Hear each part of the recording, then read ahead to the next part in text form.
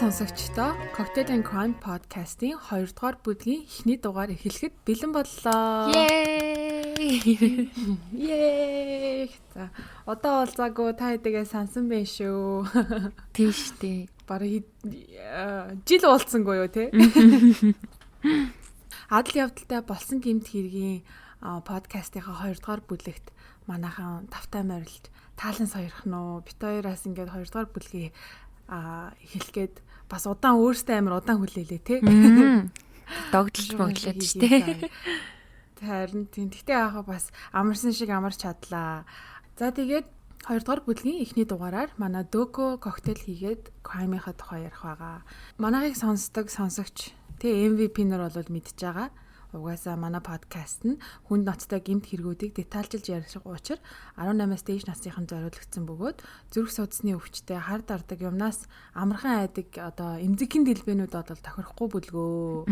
За тэгээд шин сонсогч байвал тавтай морил өмнөх дугааруудыг энэ нөхөд сонсоод бас MVP болцсон байх гэж бодож байна. За энэ удаагийнхаа дугаараар манай Дөко амар амттай коктейл хийсэн байна. Нэг час хийсэн. Тэгээ жоох юм гашуун одоо нөгөө нэг лимоны хүчилхэг амттай, миний дуртай амттай коктейл байна. Энэ коктейлийнхаа тухай жоох ярих уу?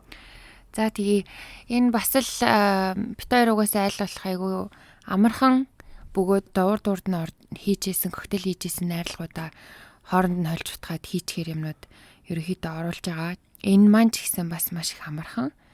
Баг зэргийн коньяк, тэгээд orange liquor гэж ярьдаг те, оранжнаас гаргаж авсан ликер, тэгээд баг зэргийн лимоны шүүс холиод тэгээл болоо. Тэгээ ер нь бол нилээн чанга юм байна, гашуун юм байна. Тэгээд гашуун юм уу тийм чанга амт нь хит давмгаалаад байвал та яг юу яаж болох юм те, сахарын уусмал хийж болох юм. Тэгээд өөртөө амтаа тааруулаад өөрөө өөртөндөө тааруулаад тольж утгаа тэгээд үзээрээ.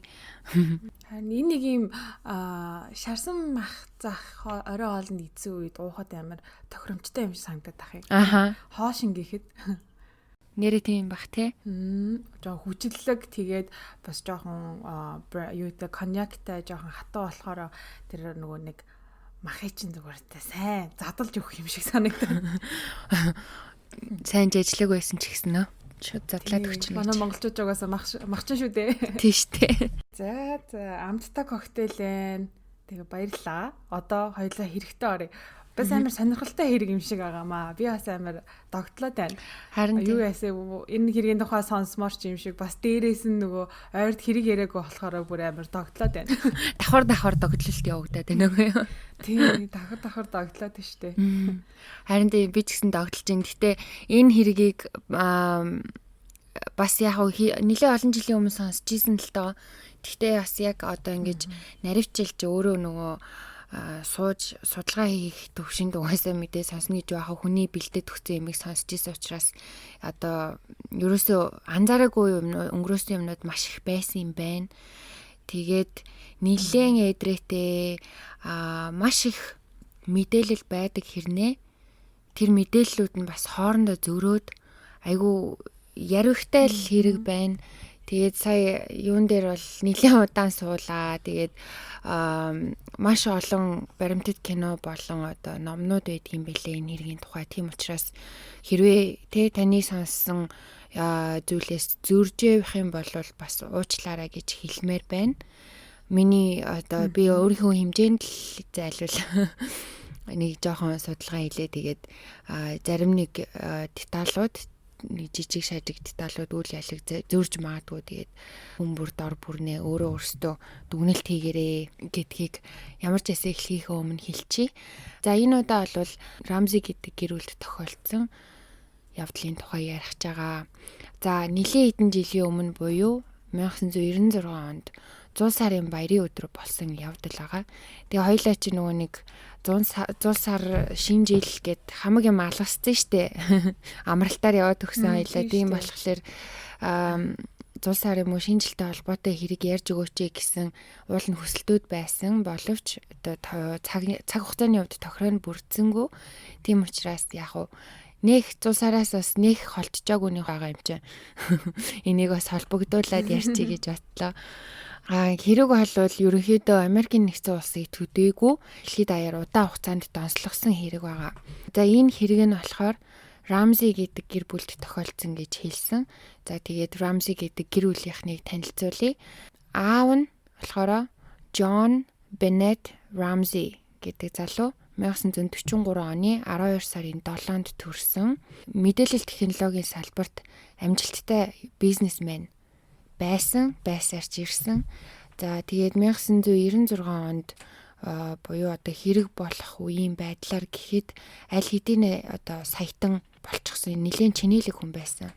Ээж нь болохоор Patricia Ann Ramsey гэдэг эмэгтэй 1956 оны 12 сарын 29-нд төрсэн. Мэргэжлийн хувьд бол сэтгүүлчээр бакалавра төгссөн байна лээ. Гэхдээ сэтгүүлчээрээ ажилласан энэ гэсэн мэдээлэл байгаагүй.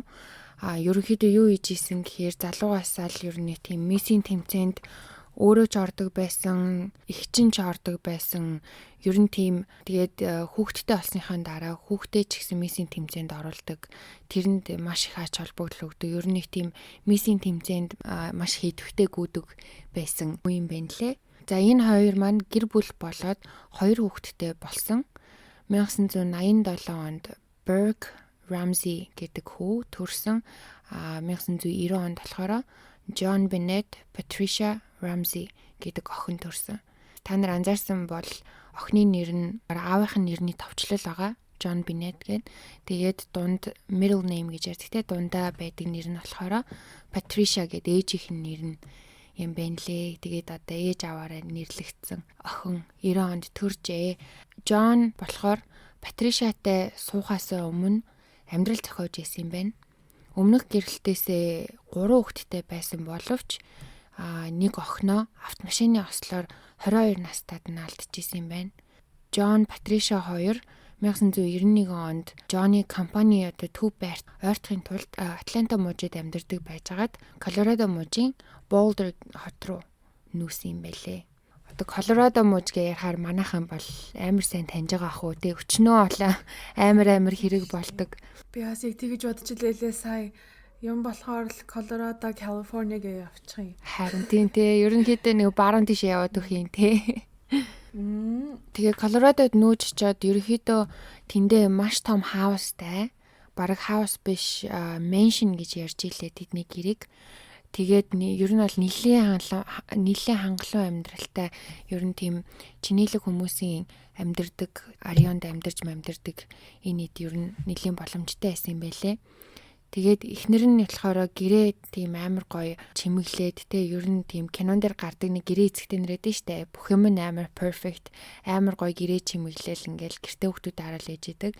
Тэрэн шиг л ихжсэн юм шиг байгаа. Одоо ярианаас нь энэ тэндээс сонсоод ахаар гэрээ чимэглэхдээ маш их дуртай тэрнээсээ маш их кайф авдаг. Тэгээл ер нь гэр бүлэрээ энэд байнга иш тийш аялдаг.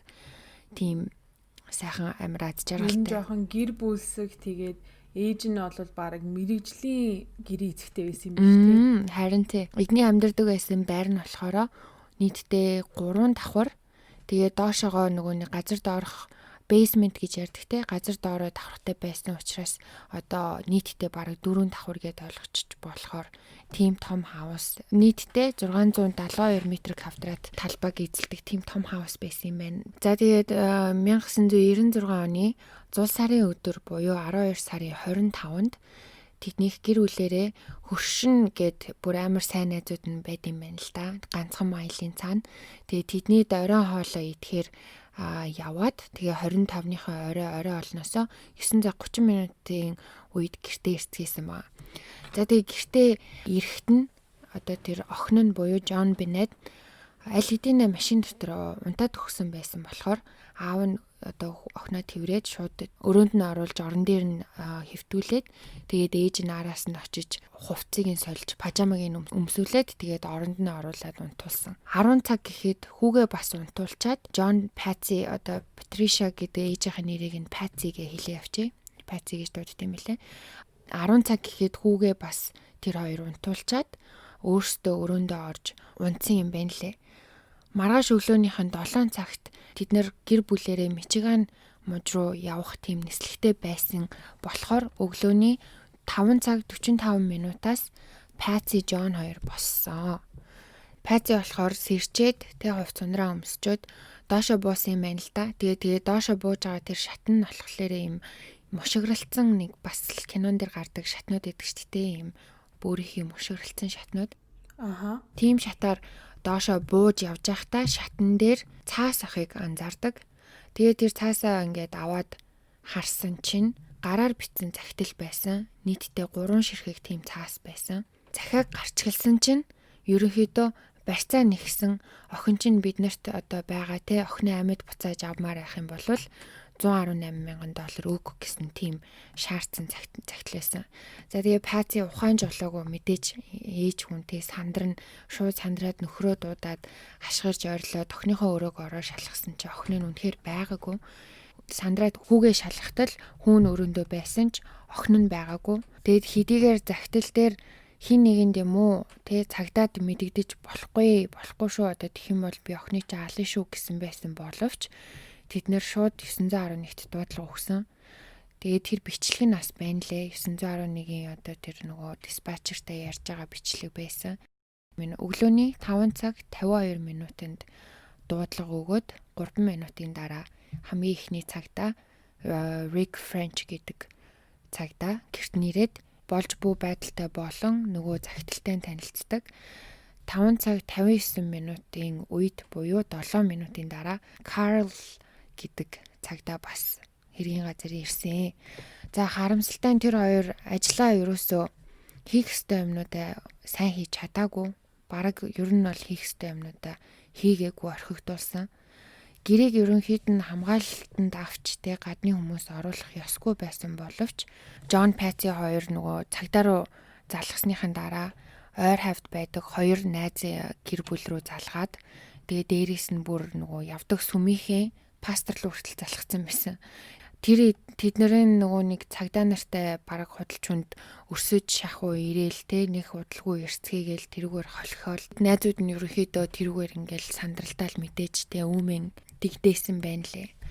За 7 цаг гэхэд нөгөө хүү Birkin сэрээд хүүн сэрсэн учраас одоо зөндөө олон гэрт нь одоо зөндөө олон хүмүүс ирсэн. Дээрээс нь цагдаа магдаа нар гэ бужигнаад байгаа юм чинь гэ тэр хоёр хүүгээ найз ах руугаа өгч явуулдаг.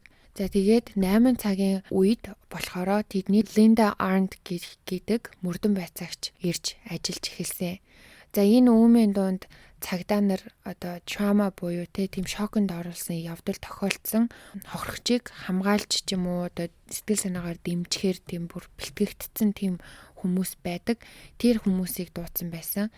Тэгээ тэр хүмүүс ирэхдээ цагирган талах буюу одоо donut гэж ярьдаг те цагирган талах болон кофе авчирч ирсэн байсан.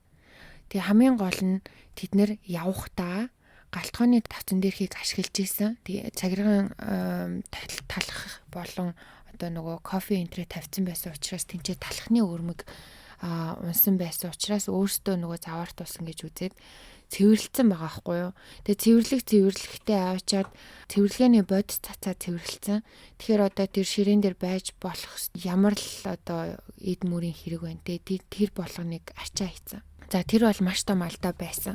Эхэндээ бол өрөөнөөс нь хүн ороод хулгайлаад гарсан гэж үтсэн учраас охины өрөөг л ерөнхийдөө энд бол уул мөр олдож магадгүй гэсэн үндслэлтэйгээр өрөөгийн л ганцхан хамгаалтанд авч хүмүүсийг оруулахгүй байсан. Тийм ч учраас ер нь хүмүүс хамаагүй те бусад цагдаа нарын ч гэсэн найзууд нь те бүгдээрээ хамаагүй гэрээр нь ингээ холигцоож байсан юм байна лээ. Тэгээ захидал бичсний дагуу John найз руугаа залгаад чи эдийн хэмжээний мөнгийг бэлдээtгээ одоо ингээд хүнд явуулах хэрэгтэй болчлоо гэж хэлчихэд захианы дагуу тэд нар маргааш би ингээд тэдэс хэдэн цагийн оронд залганаа тэгэхэд мөнгөө яаж одоо биднэрт дамжуулахыг чинь зааж өгөх болно гэсэн байсан боловч тэр цагт нь хүлээгээд байсан чинь ерөөсөө дуудлага ирээгүй.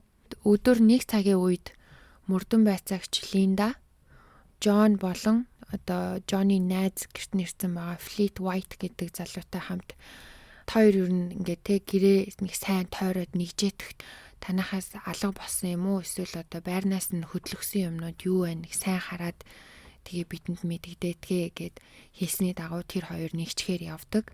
Зарим мэдээллийн сайт дээр болохоор уулын Линда хэлэхдээ дээр давхраас эхлээд доошоо буугаарай гэж хэлсэн байсан чинь Джон шууд доошоо буусан гэсэн мэдээлэл байсан. Гэхдээ тэр яг үнэн удааг нь мэдэхгүй, яг тэгж хэлсэн үг нь бас тодорхойгүй юм байна лээ. Гэхдээ ямар ч байсан Джон Линдагийн хэлсний дагуу байраа нийцгээр явхдаа хамгийн доотлын буюу бейсментээсээ эхлэхээр доошоо буудаг. Төд удалгүй Джон охиноо барьчихсан доод давхраас гараад иртий. Тэгээ яасан бэ юу болсон бэ гэсэн чинь бейсментэд нь мэдээж те том хаусны тийм том олон өрөөтэй бейсмент байгаа шүү дээ.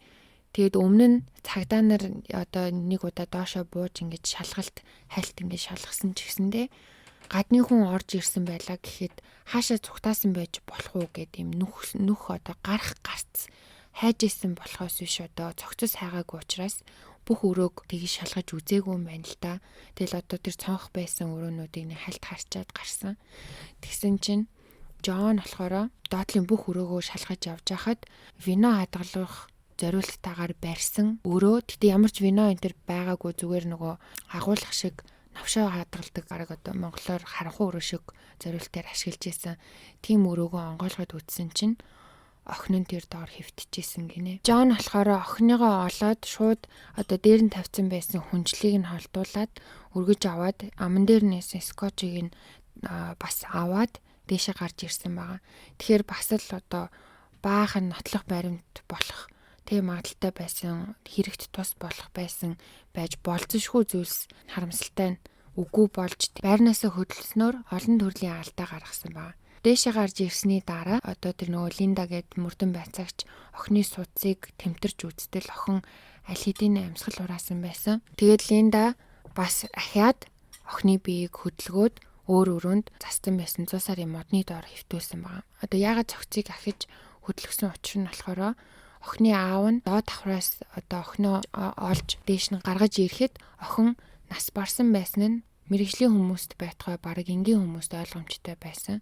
Аав нь ч гэсэн баг мэдчихсэн бах. Тийм ч болоод охиноо одоо тэгж барьж исэн бах. Яаж барьж исэн гэхээр одоо хүн чинь хүүхдээ хайж байгаа тохиолдолд ямар амар сандралтай ах уу, олохороо ямар их баярлах уу тэг тэврээл аавны зүтэй тий.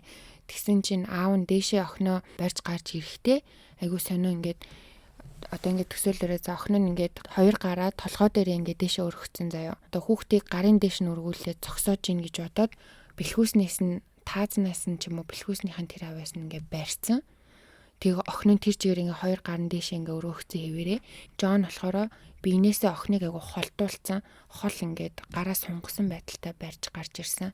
Яасан гэхлээр охины биеийг аль хэдийн нөгөө нас урсны дараа хугацаа өнгөрсөн учраас хөшчихсэн байсан. Тэгээ тийм ч учраас нөгөө хоёр гар нь дээшээ өргөсөн хэвээр байсан. Тэгэхээр аав нь ч гэсэн ерөнхийдөө цогцыг олоод тэр доор нь баг охиныг нас орсныг ойлгосон бах. Тийм ч учраас одоо тэгж өөрөөсөө холдуулж барьж гарч ирсэн бах гэж бодож байна. Тэгээд одоо нөгөө мөрдөн байцаагч Линдагийн хэлснээр болохоор угаасаа би охинд ингээд ойртоход аль хэдийн өмхирөөд эхэлсэн байсан те үнэр ялгарч исэн. Тийм учраас өөр өрөөнд аваачиж тавьсан юм а гэж хэлсэн байгаа. За тэгээд нөгөө зул сарын зассан модны доор охиныг аваачиж тавьсны дараа аав нь аваачаад дээрээс нь дахиад нэг өөр бүтээлгээр бүтээчихсэн. Бас л дахиад нотлох баримтууд янз бүрийн юм устдаад ч юм уу одоо тэр хүнчлэн дээр яасан хамаагүй юм охинд наалдах ч юм уу тэгээд тэр нь одоо цаашдаа хэргийг бас мөрдөх ажиллагаанд маш их одоо саад болох ч юм уу тиймэрхүү үйл явдал ер нь иймэрхүү алдаанууд маш их гарсан. За тэгээд эцэст нь явж гэдэг шиг охины цогцыг олсны дараа тэр гэрийг ер нь бүхлээр нь энэ бол хэргийн газар юм байна гэж авч үзсэн учраас тусгай хамгаалтанд авдаг. Coroner буюу одоо хүүр байцаагч гэх үү те ирээд аль бие осоор охины нас барсныг зарласан боловч бас л ажлаа гүйцэд хийгээгүй улмаас охины бүр яг хідэн цагт хэдий үед нас барсан гэдгийг тодорхойлоход тус болох хоёр чухал дээжсийг биенээс нь аваагүй юм билээ. Тэр нь болохоор нэгдүгээр биеийн дотор халууныг хэмжээгүй, хоёрдугаар нүдэнд байдаг vitreous humor гэлүүд нэг тийм нэртэй юм гээлэн тийм нүдэн дотор байдаг юм байт юм байна л да. Одоо шингэн тэрнээс дээжээс авах хэрэгтэй байсныг бас аваагүй.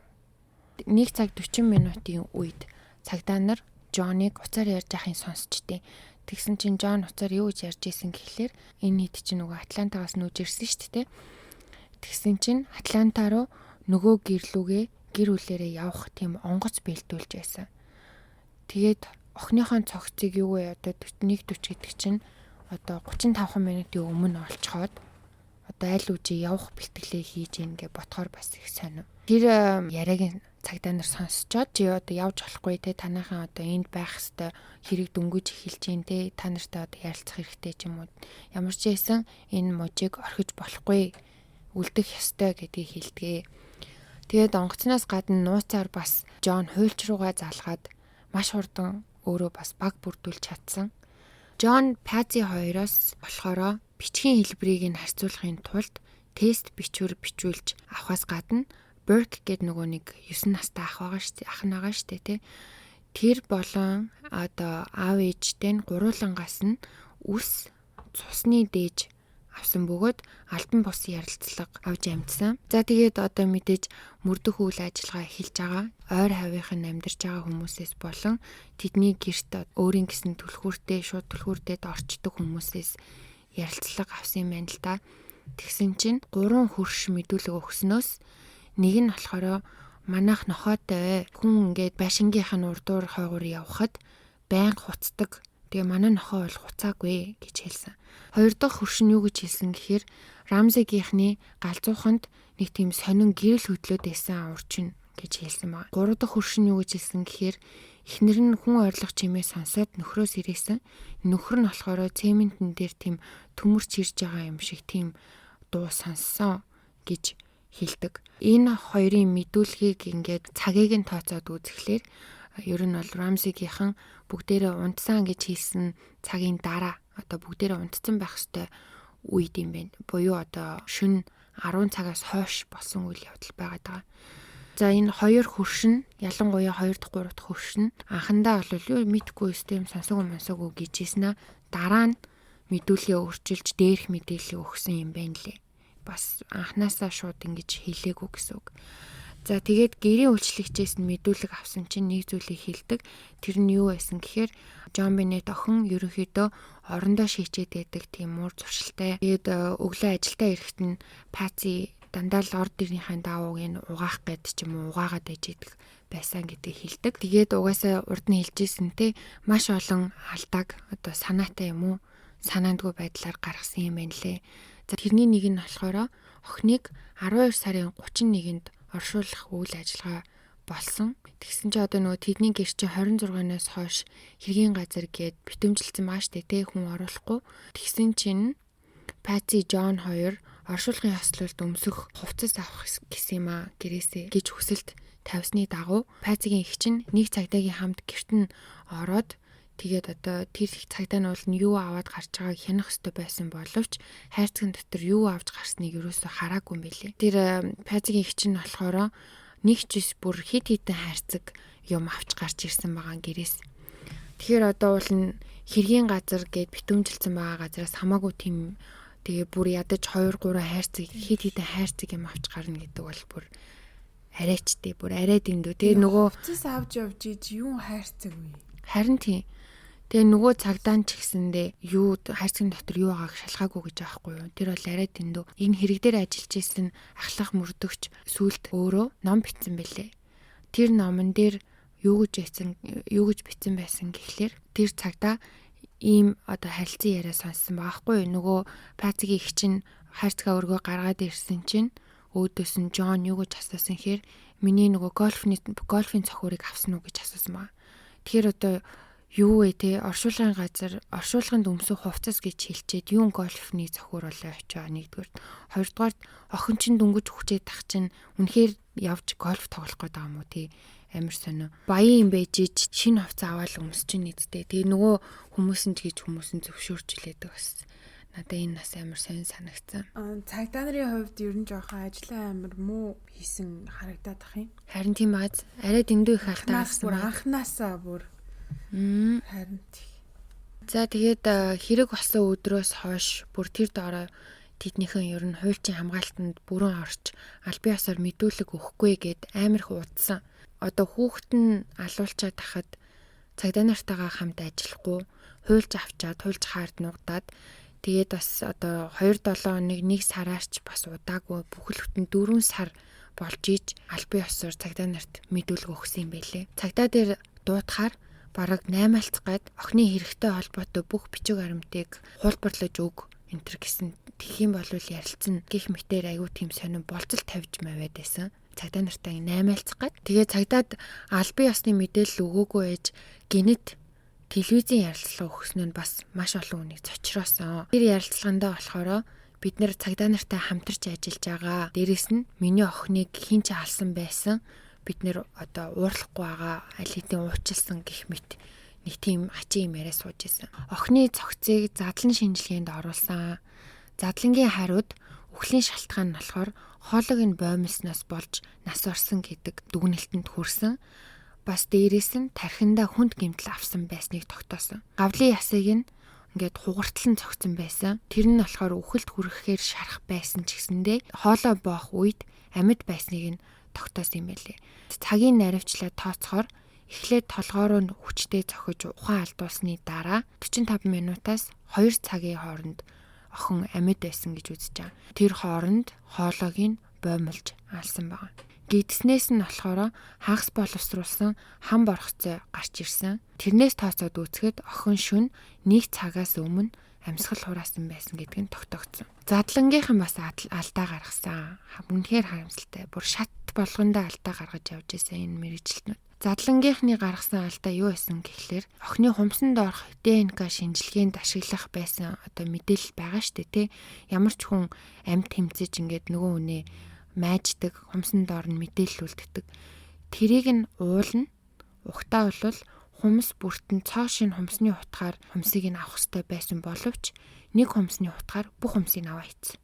Тэгэнгүүт одоо нөгөө мэдээлэл нь хоорондоо холигдох ч юм уу те.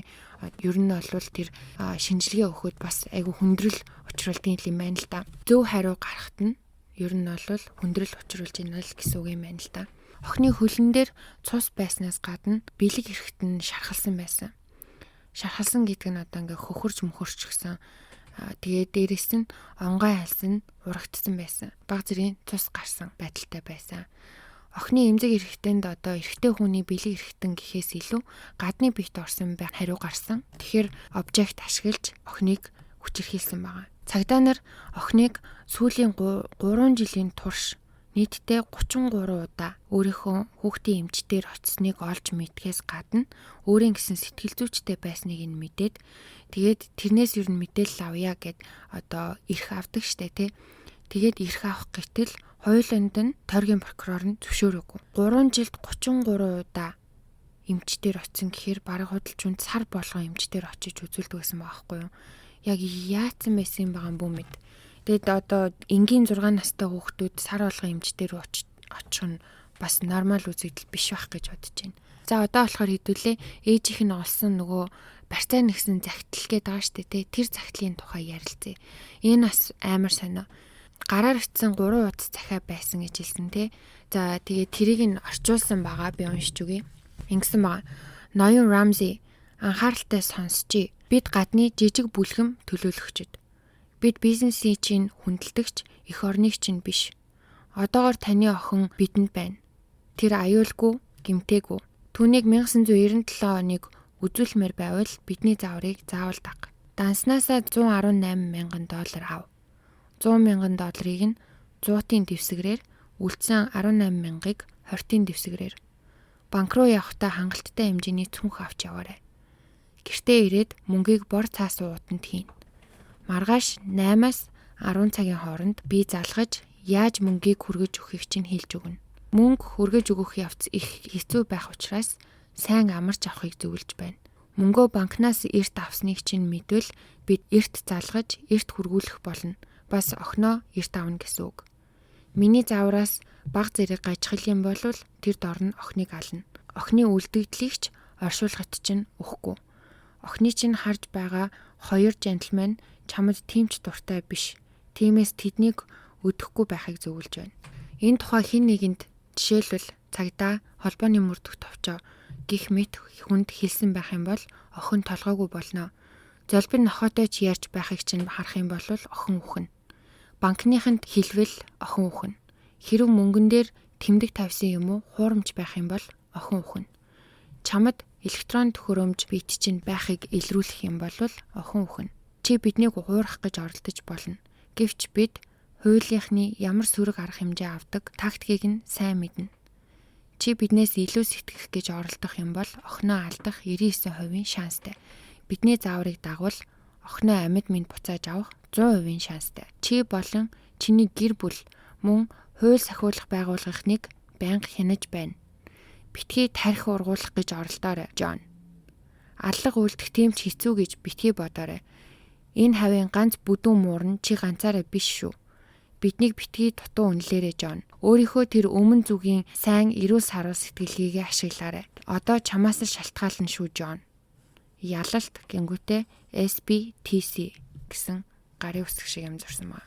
За тэгээд мэдээж номер 1 асуулт бол мэрэгчлэтнүүд болон энгийн хүмүүс хүртэл яагаад ийм урт сонин захиа бичих болов гэж асуусан. Ер нь бол мэрэгчлэтнүүдийн хэлж байгаагаар бол бидэнд хүүхэд чинь байна. Тэдэнд доллар өг, тэгэж тушаа гэсэн үсрээл 4-5 өгүүлбэр байдаг те. Богино тусмал сайн байдаг. Тийм одоо зүйл шүү дээ. Тэгээ дээрэс нь одоо ийм ransom note гэж ярьдаг те. Игний чинь бүр гэрээсээ ерөнхийдөө бэлдээд ирдэг юм байна л да. Хамгийн сонин нь тэр захианы цаас тэгээ бал хоёр нь тэр гэр дотор байсан дэвтэрнээс урсан цаас гэр дотор байсан балаар бичигдсэн байсан нь тогтоогддог. Тэгээ тэр дэвтэрнээс нь бас дээрээс нь хэд хэдэн хууц урж алга болсон байсан учраас одоо ноорог болгож эхлээ бичиж үзчихээ болохгүй болохоор нь ураад одоо дадлага хийгээд байсан байгаа хгүй юу. Тэр нь тодорхойлогддог.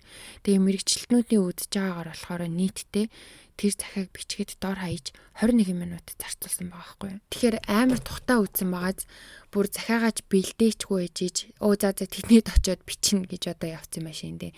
Тэгээ очингуудаа тэдний ямиг ашиглацсан дээ. Гэрээс нь үзэг цаас олонгуудаа бичсэн. Тэгэнгүүтээ тэр захианыхаа бичсэн байдал нь бас амар сонин. Жонтой ойр дотн хүн юм шиг бичсэн байгаа. Эхэндээ яг уу ноён Рамзи энтер гэсэн мөртлөөсөө сүүл рүүгээ Жон гэд нэрээр нь дуудаа явцсан байна. Тэгэхээр Жоныг ерөнхийдөө таньдаг хүн шиг болж таарж байгаа. Тэгэд ер нь ямар хулгай хийж байгаа хүмүүсээ амар сүрхий бодоол за том цүнх авчирхаа мартваа, сайн амраад аваарэ, бараг л кофегаа уухаа мартваа ухаан юм яриад. Ийм сонио юм ярьдаг ерөөсөө ийм ransom note бараг одоо түүхэндээ байгаагүй гэж аахгүй юу. Хин ч ингэж анхаарал тавьдаггүй. За тэгээд захидал дээр 3 киноноос иш татаж үлгэрлсэн байсныг олж мэдсэн. Тарих ургуулах гэж битгий оролдоорой. Ингүүл охин үхэн, тэгвэл охин үхэн энэ тэгээд байсан хэв маяг нь одоо тэр 3 кинонд гардаг гэж ярьж илээ.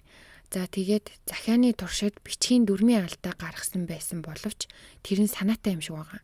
Яагаад тэгэхээр өөр олон тийм одоо fancy үг гэж ярьдаг те одоо айгу том өдөр тутам ашиглагддгүү тийм албан ёсны сонин үгнүүд гинт орж ирсэн байсан нь ер нь тэр захидлыг бичсэн хүн боловсралтай хүн бичсэн гэдгийг тодорхойлж байсан. Тэгэхээр ер нь тэр жижиг сажиг өдөр тутмын үгнүүдийг алдаа гаргаж буруу бичсэн байсан нь ерөөхдөө албаар тэгж бичсэн байх гэсэн таамаглал байдаг.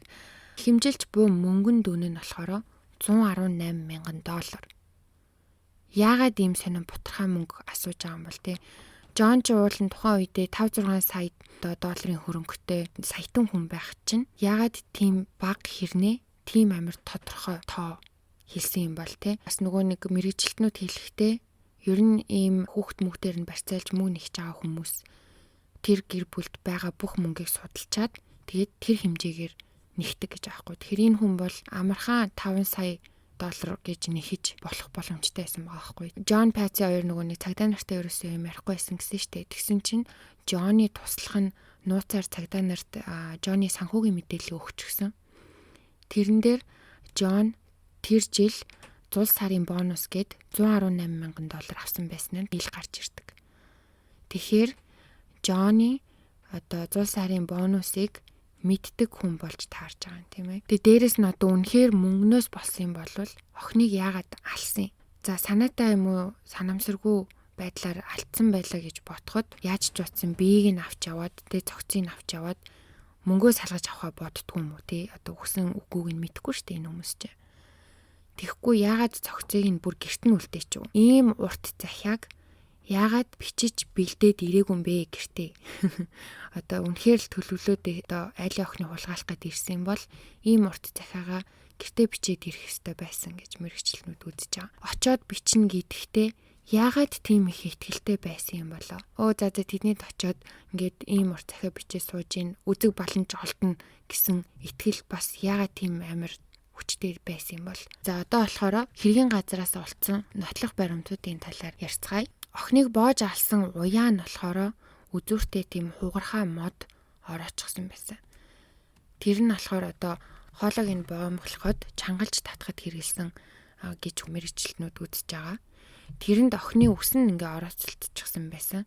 Бас тэр мод нь одоо тэр Пати буюу охины ээжийнх нь зураг зурхтаа ашигладаг багсных нь ишний хугархаа байсан. Уяагаа тэр модонд уяхтай амар тийм сонин зангилсан байсан. Тэр нь бас хүмүүсийн анхаарлыг маш их татсан. Энэ бол юу хийж байгаа мэддэг хүн байна уу? Уяа яаж орох тухай мэдлэгтэй хүн байна гэж үздэхээсэн. За тэгээд амийг нь тагалсан байсан скотч гэж ярьжсэн шүү дээ. Аав нь охиноо олж шууд татаад авсан.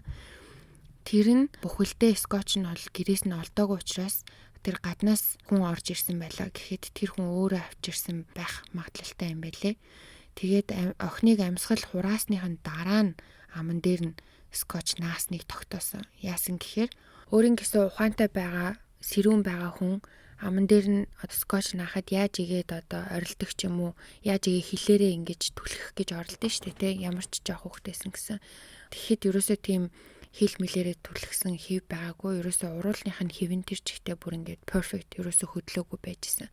Тэгэхээр ер нь ухаан алдсныхан дараа нь юм уу эсвэл нас орсныхан дараа нь тэр скотчийг аман дээр нь наасан байхыг тогтоодог. Цогцсных нь хажууд болохоор хайтегийн тийм гутлын мөр байсан нь аав ээжийнх нь альнийх нь ч биш байсан.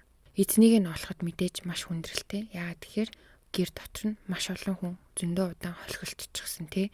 Тэг хэнийгч байж болно. Тэр байтугай одоо нөгөө цаашаа шинжилгээ хийхэд тэр гэр нь бүр ингээд бүр мэрэгчлэнүүдийн хар дарсан зүүчиг юм байсан. Яагаад тэгэхээр битүүх өөр хүмүүсийн ДНК бүр энд тэндгүй. Яагаад гэхээр Пати нөгөө нэг гэрээ амар гоё чимэглэх дуртай хүн байсан гэсэн штеп.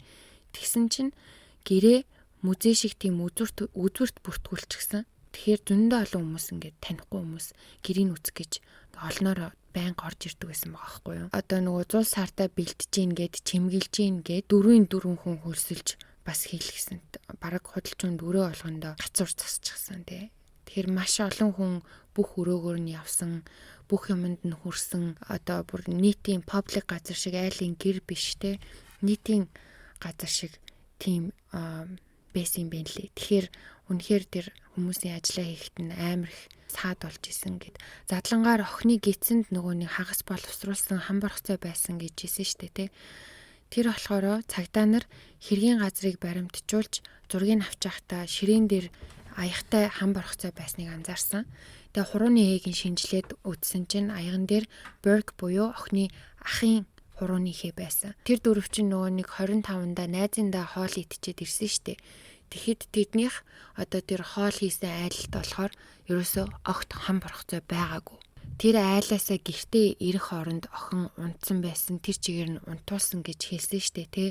Алхаасаа өмнө ямар ч байсан химбгойч алсан бай хам борхцой охинд идүүлсэн байгаа байхгүй юу. Тэгээ жимс идээ явж гин гэдэг чинь охин өөрөө ингээд дагаа явж гин жимс идээд ингээд зүгээр явж гин гэдэг чинь охины таньд хүн болж таарж байгаа юм шиг байна тийм ээ. Эсвэл ээж аав нь шууд унтсан гэж худлаа ярьсан болж таарж байгаа.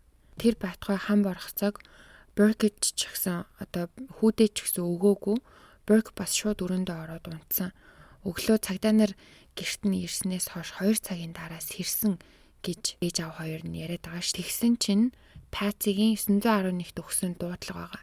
Тэрийг мэрэгжилтнүүд тодруулаад ингээд наривчлаад ойртоо сонссон чинь уцаа тавихаахаа өмнөхөн хүн Burke юу олсон гэдгсэн чинь John аав нь чамтай яриаггүй байна гэд хоорондоо ярьж байгааг сонссон гэж хэлж байгаа хгүй юу. Гэхдээ одоо хоёлаа ч юм уу одоо манай сонсогчид ч юм уу тэр бичлэгийг ингээд энгийн хүний чихээр одоо ингээд энгийнээр сонсоод зэх юм бол огт тийм яриа ерөөсөө байхгүй. Тэгэхээр мэдээж одоо нөгөө аудиотой ажилдаг хүмүүс одоо нөгөө нэг холдуулж ортуулдаг ч юм уу мэдээж боломжтой байх. Тэгэж сонсоход л сонсогддог гэж байна. Тэгэхээр 911-ийг чинь өглөө 5 цагийн үед дуудсан гэхээр хүүгээ болохоор 7 цагаас өмнө сэрээгүй огт сэрээгүй гэдэг байгаа штэ тий. Тэгэхээр бас худлаа яриад байгаа байхгүй юу? 5 өнгөрч яхад сэрүүн байсан болж таарч байгаа. За тэгээ ДНК-гийн шинжилгээгээр бол 2003 онд охины дотор хувцсан дээр байсан цусыг үл мэдэгдэх эрэгтэй хүний болон охины цус хоёр холилдсон байна гэж тогтоогдсон. Тэр нь Рамзигийнхантай ямар ч холбоогүй байж таарсан. Ээж ихтэй ч таараагүй, аав ихтэй ч таараагүй, ах ихтэй ч таараагүй гэсэн үг. Тэгээд нийтдээ 1.6 сая тийм гэмт хэрэгтнүүдийн ДНК-гийн мэдээлэл байдаг. Мэдээллийн санд оруулж тохирох хүн гарч ирэх нү гэд оруулж үзсэн ч нэг ч хүн тохироогүй. 2016 онд технологи илүү хөгжсөний дараа ахаад нөгөө шинжилгээгээ хийгээд үзсэн чинь тэр цус нь нэг биш 2 хүний ДНК байсныг тогтоодог. За тэгээд хэрэг дээр ахалж ажиллаж исэн мөрдөгч Джеймс Коллер гэдэг хүн хэлэхдээ хоолой бомлоход ашигласан уяа болон тэр хугархай багсны бариул дээр эрэгтэй хүний ДНК байсныг бүсийн прокурор Мэри Лейси гэдэг хүн ерөөсөө ярихгүй байна. Холбооны мөрдөх товчооны одоо профайлер гэж ярьдаг те. Хэрэг үйлцэн байдал юм уу? Хэргийн газар энтрийн одоо анализ хийгээд хэрэгтэн хэрэг үйлдэгч ерөнхийдөө ийм хүн байх боломжтой. Одоо ийм хүн байна гэдэг нөгөө профайл гаргаад ирдэг штэ тий. Зан төлөв энтрийг нь. Тим мэрэгчлэн Candace DeLong гэдэг нэртэй хүүхэн байсан. Тэр болохоор ДНК-нууд нь алуурчных байх гэж бодож исэн боловч шүүх эмнэлгийн патологч болохоор Michael Baden гэдэг хүн байт юм байна. Тэр нь болохоор энэ мэдээллүүд ер нь бол хаанаас ч хизээч хинээс ч ирж байсан байх боломжтой. Хэргийн өмнө ч ирсэн байх боломжтой, дараа нь ч гарч ирсэн байх боломжтой гэж үзсэн.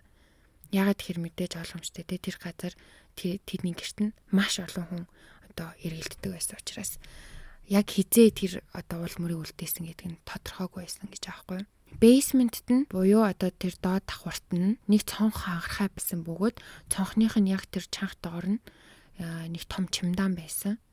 Тэгэхээр тэр цонхоор одоо хүн гарч орсон байх магадлалтай ч гэсэндээ бас асуудалтай. Цонх яагаад хагарсан гэхээр Джон өөрөө хагалсан гэдгийг хүлээн зөвшөөрдөг. Өмнөх зун нь түлхүүрээ мартаад тэгээд ихнэр нь эцгүй байсан учраас цонхоо хагалж орсон. Уул нь ингээд застан байх гэж утсан чинь засаагүй байсныг нь мэдсэнгүй. Яах вэ нөгөө баян хүн өөрөө цонхоо засахгүй нь мэдээж тэг хүн л хөлслөх байлгүй. Тэгээд л засцсан л юм бах гэд ингээд ботцсон. Яж ил амар том хавстай болохоор тэрийг ерөөсө тоогоогүй юм байна л да. Тэр цонхон доор байсан чимдаам дээр гიშгээд дээшээ авирсан ч юм уу орж ирэхдээ тэрэн дээр шат болгож ашигласан гих одоо таамаглал байдаг.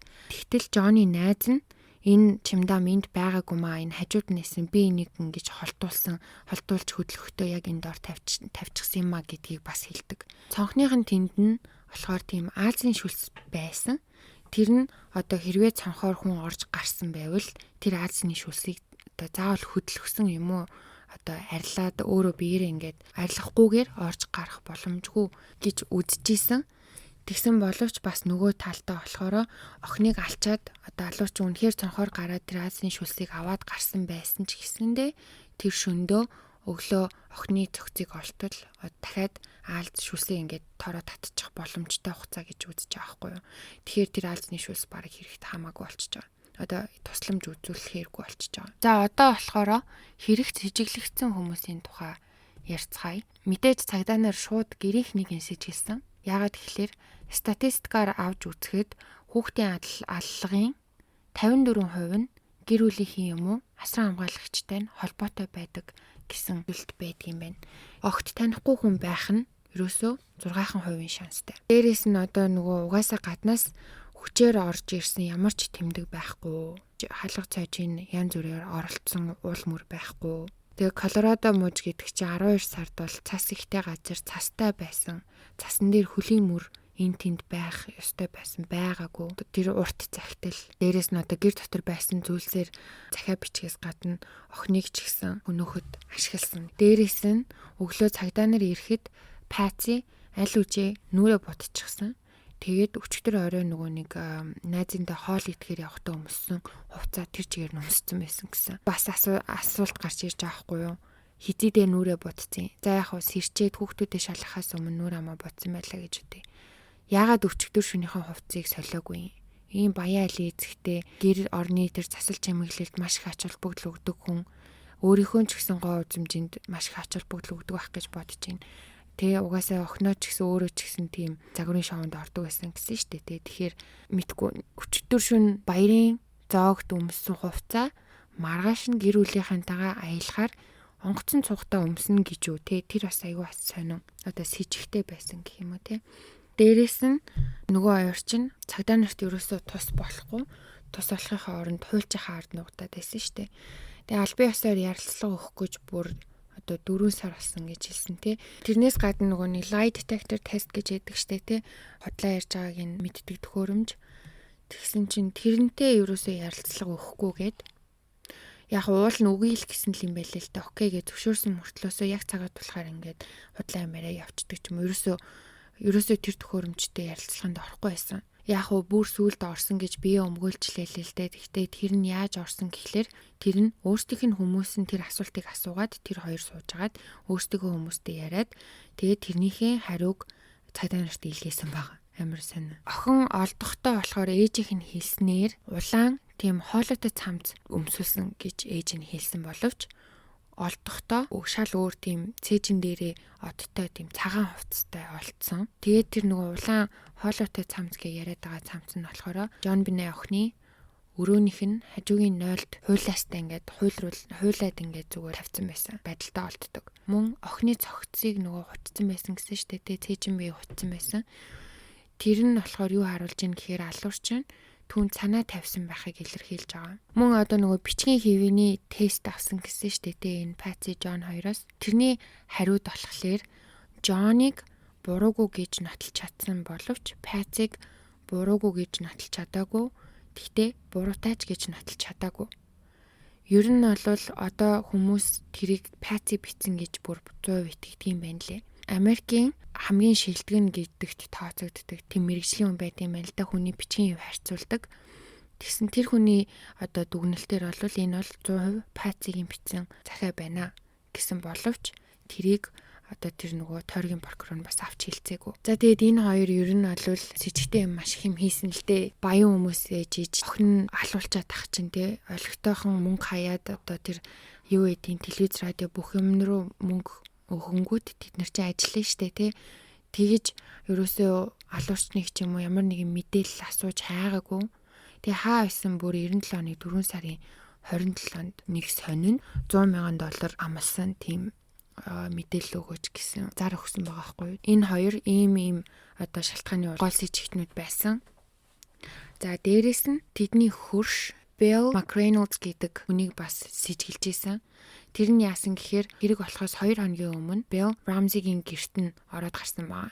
За тэгээ 1974 онд Bill өөрийнхөө охиныг тийм хүүхдийн хулгайчид бас алдчихсэн түүхтэй. Тэгээд нэг сони юм нь болохоор эхнэр нь хүүхэд хүчндүүлээд basement-тэй алуулж байгаа тийм тухай яг тийм үйл явдал өрнөлттэй тийм цохол биччихсэн байна. Bill бас яагаад сонин гэхлээр John Benet охин өөрт нь маш их дотн санагддаг байсан гэдгийг хэлдэг. Яасан гэхээр хэрэг болохоос өмнөхөн зүрхний хагалгаанд орсон байсан юм байна лээ. Bill хэлэхдээ охины үхэл надад миний зүрхний хагалгаанаас ч илүү нөлөөлсөн гэж хэлсэн байна. Bill болохоор Santa Claus болж үе жүжиглдэг. Тэгж яхад нь John Benet тэрэнд нэг юм жижигхэн савтай юм саа бэлгэлсэн байгаа. Тэрийг нь тэгсэн чинь Bill бүр хагалгаанд орохдоо хүртэл авч орсон. Тэрнээс гадна хамгийн сонин нь их нэртэй намайг үхэх юм бол энэ сааг миний чандартай хамт холиорой гэж хэлсэн байгаа байхгүй юу? Амар сони. Амар эвгүй агаад. Амар эвгүй сонсогдож байна. Тий. Одоо хүүхдээ бодсон юм одоо нөгөө өөрийнхөө алдсан охиныг бодсон ч гэсэндээ бас арай л эвгүй юу? Харин тий. Тэгээд өмнө нь Санта Клаус болж одоо жүжиглэж хахад нь хин ч өөрт нь бэлэг өгч байгаагүй учраас тэр нь одоо John Benet-гийн өгсөн саан маш их тийм спешиал байсан гэж хэлдэг юм байна лээ. Гэхдээ Bill-ийг энэ хэргийг хийсэн гих нотлох баримт бүр үнэхээр юу ч байгаагүй. Сэжгэлж байгаа хүний жигсалтаас хассан. За бас нэг сэжгэлж ийсэн хүн нь болохоор John Mark Carr гэдэг хүн байгаа. 2006 онд буюу хэрэг болсноос 10 жилийн дараа сэжигтнэр татагдсан. Яасан гэсэн чинь энэ залуу 4 жилийн турш нэг сэтгүүлчтэй имэйлээр харилцдаг байсан ба. Тэр сэтгүүлч болохоор энэ ер нь нэг юм хачин болж утгагүй итгээд байна гэдгийг мэдэнгүүтээ юу ч болоогүй юм шигтэй өөрөө нэг хачингааж итгээд юм шиг би чамайг амар ойлгож ийн гэдэг ингээ хамаг нууцыг яриулахын тулд энэ хоёр ингээ хачаа амар муухай имэйлүүд 4 жилийн турш солилцдог байсан байгаа байхгүй юу. Тэгээд нэг өдөр имэйлдээ энэ залуу хэлэхдээ би өстө Джон Бенет амар хайртай би дурлцсан байсан те дурлцсан. Би тэгээ тэрийг алчихсан. Толгойг нь гарч идэнгээр цохиод алсан гэд сэтгүүлч рүүгээ бичиж явуулсан байсан. Тэрнийхэн дагуу энэ залууг хайсан чинь Америкаас орохсон байсан. Энэ залуу Америкаас орохсон шалтгаан нь юу байсан гэхээр насан туршаагүй хүүхдийн порно кинотой холбоотой хэрэгтэй холбогдоод байсан. Тэгээд зүгтсэн баг. Англи, Тайланд болон Америкийн мөрдөх товчоонууд хамтарч ажиллаж агаад энэ залууг Тайландын Бангкок хотоос олж Америкт авчирч ялалдгаа. Джон Бене охины хэрэгт энэ залуу хамааралгүй гэдг нь маш хурдан тогтоогддог л доо өөрөө хичнээн би алсан гэж хэлсэн ч гэсэндээ цагдаа нар хэлэхдээ энэ хүнтэй ерөөсөө юм яриад хагас өдрийн дотор л энэ угаас судлаа ярьж байгаа гэдгийг мэддэгдээд хэлсэн л дээ. Хэрэгт ерөөсөө огт холбоогүй тогтоогдсон. Хэргийн газартай тэрний ер нь ярьж байгаа юмнууд нь ерөөсөө тохироогүй маш их юм зөрсөн. Тэглээч гэсэндээ хэрэг болсон өдөр энэ Колорадо мууж байтугай Жоржиа муужид явж исэн тэм зургийг нь олсон. Тэгэхээр энэ зүгээр одоо нэг тийм сонин хүмүүс эдэн шүү дээ. Хийгээгүй хэрэгээ би хийсэн гэж од болох гэдэг ч юм уу. Тийм л зүгээр нэг дүрсгэгч байсан байна лээ. Магадгүй тий. Тий. Тэгээд ч ерөөсөө тэр ДНК-гийн шинжилгээ энтер нь ерөөсөө алинтанч таараагүй гэж хэлээ. Одоо тэгэхээр хэн хаалсан бэ гэсэн хитэн таамаглал төдийл юмнууд үлдсэн байгаа. Тэгээд таамаглалуудын тухай ярив. За нэгдүгээр таамаглал бол Паци. Хүмүүс Пациг охин алсан гэж үздэг.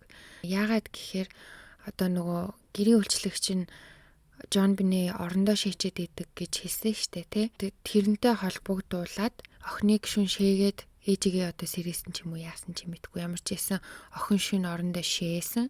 Паци уурлаад цохоод авсан чинь унаад толгоогоо бааны ирмэг дээр цохоод авлын ясаа хугалсан гэж үзэж байгаа.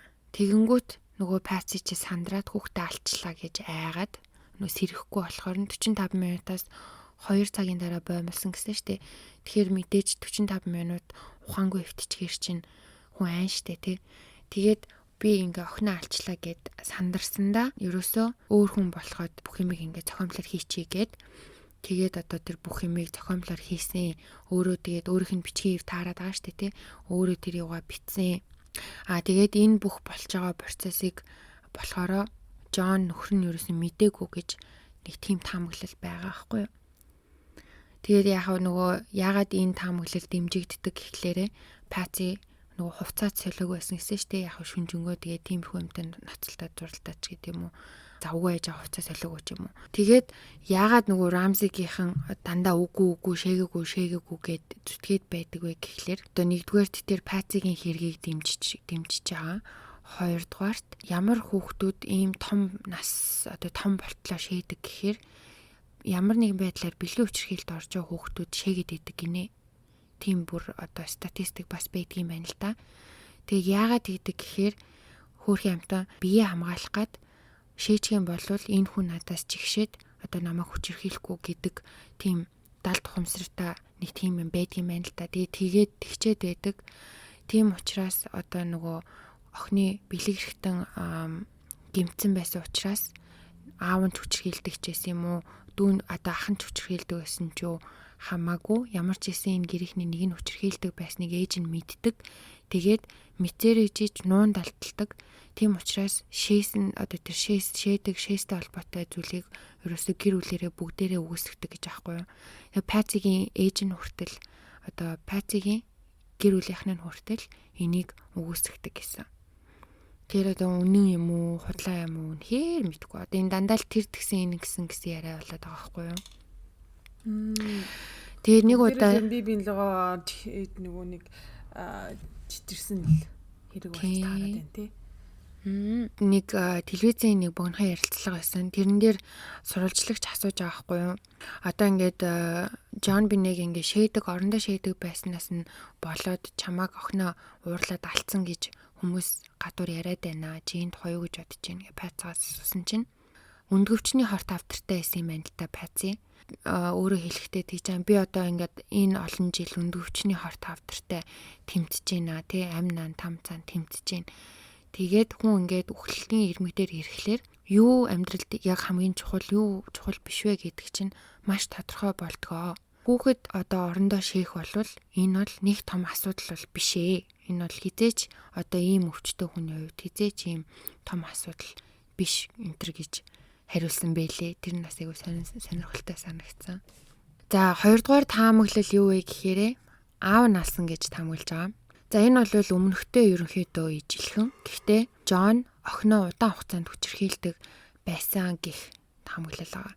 За тэр өдөр магадгүй охин үгүй гэд одоо сэргөөсөн ч юм уу эсвэл орилоод шийсэн ч юм уу ямар нэгэн байдлаар эсэргүүцээд байхад нь Джон цохоод авсан чинь нөгөөдг нь аваачаад хитрхи хүчтэй ч юм уу ухаан алдуулчих байгаа байхгүй юу?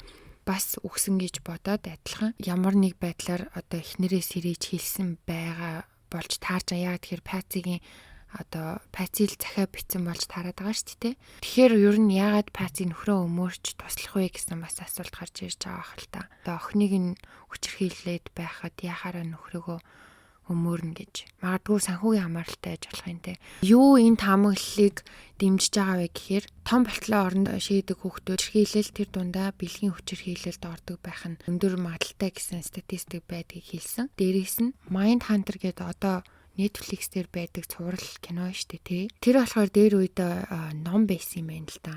Тэгээ тэр Mind Hunter номыг маш их уншдаг байсан.